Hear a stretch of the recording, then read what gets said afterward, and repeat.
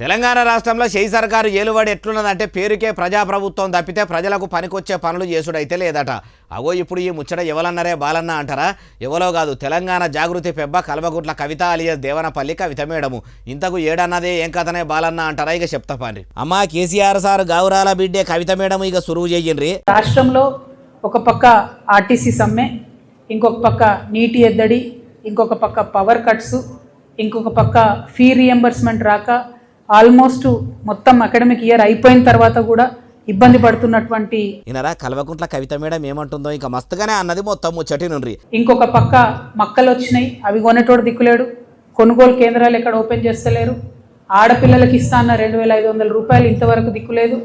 అనేక రకమైనటువంటి ఇబ్బందులలో ప్రజలు ఉంటే నిన్న ప్రభుత్వం ఒక పెద్ద సభ పెట్టింది, ప్రధాన ప్రతిపక్షమైన బీఆర్ఎస్ పార్టీ ఇంకొక సభ పెట్టింది. అమ్మా దేవనపల్లి కవిత మేడము, ఇప్పుడు రాష్ట్రంలో ఏలుబడి చక్కదనం లేదు, పబ్లిక్ బాధలు పడుతుర్రు, అన్నదాతలు రంది పడుతుర్రు, నిరుద్యోగులు అగమవుతుర్రు, అమ్మలక్కలంతా పథకాల కోసం ఎదురు చూస్తుర్రని మంచిగానే చెప్తున్నారు. కానీ మీ బాపు కేసీఆర్ సార్ కూడా 10 ఏళ్ల ఏలుబడిల పబ్లిక్ను పట్టించుకున్నాడా?